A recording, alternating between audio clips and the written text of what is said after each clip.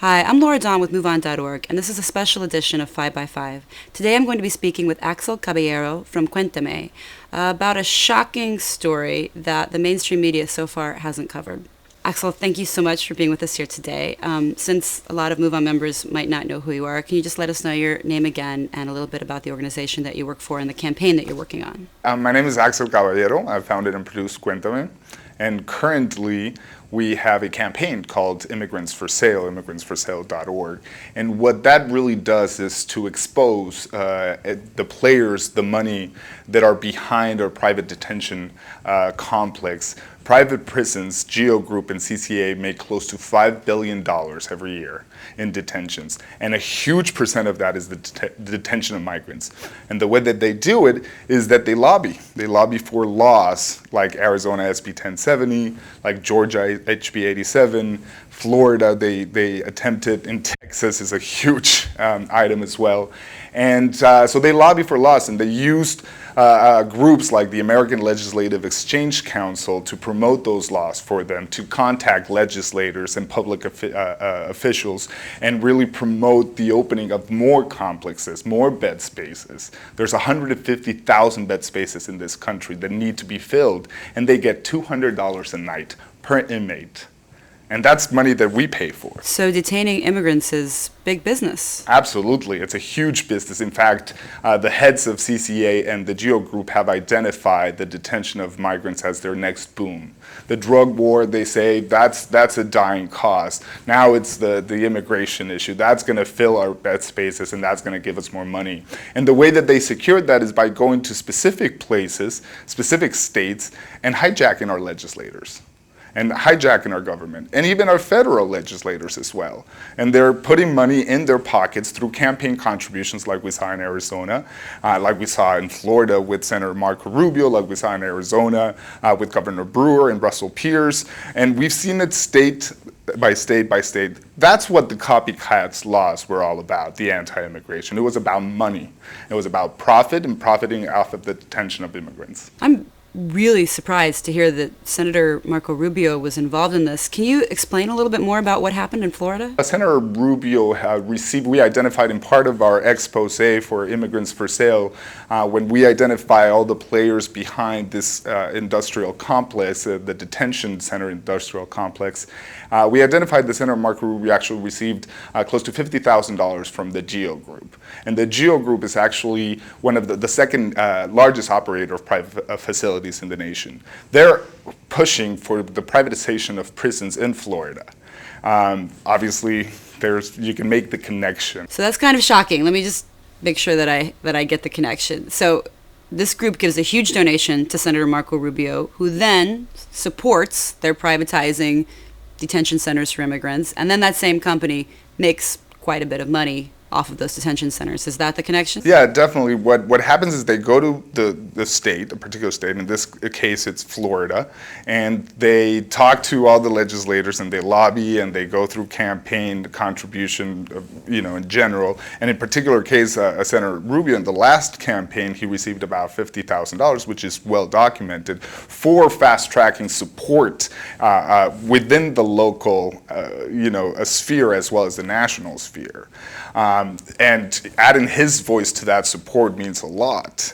And so he actually helps these facilities be open. In fact, they're opening a new one in Southwest Ranch that would hold 2,000 detainees at $200 a night. They have to fill those contracts. They have to fill those detention cells. And the way they do it is by recruiting fresh immigrant inmates. This is an actual business that runs in Florida, and the money these businesses make are from our tax dollars. Absolutely. And this happened in Arizona as well? Absolutely, yes. Which senators were involved in that process? Well, the senator that was involved in the process in Arizona behind SB 1070 was Senator Russell Pierce, who's now facing a recall campaign. He actually went to D.C.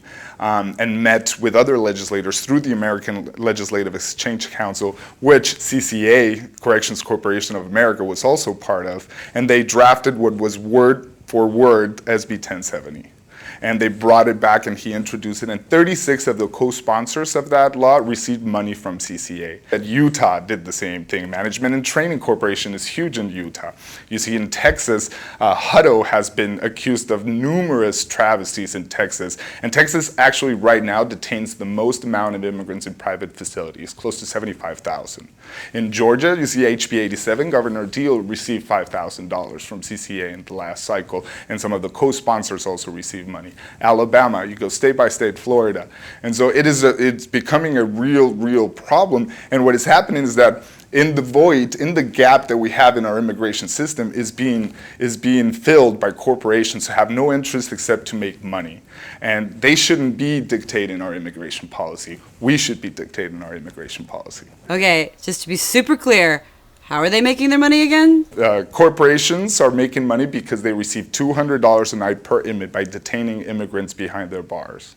They're making money by putting detained immigrants behind bars. Yes. That's how they're making their money. Exactly. And they charge $200 a night that we pay for. That comes from taxpayers' pocket through different budget systems, local, and it's all secretive. Nobody knows about it. There's no accountability. Nobody holds them accountable. It's a huge multi-billion-dollar industry. So you documented the campaign contributions. Absolutely. In fact, at immigrants4sale.org, it's a full series, a documentary campaign series. We've produced 5 videos already where we expose the players, the money, and also the victims. Stories of folks that have been detained and that tell their stories about, the struggles that they do, their families and their relatives. So I also saw in one of your reports that they not only make money by detaining immigrants and filling their beds, but they also put them to work? One of the main things that CCA does is in order to keep the structure and cut costs, because it's all about profits. They need to, their stock, their per share is now at $26,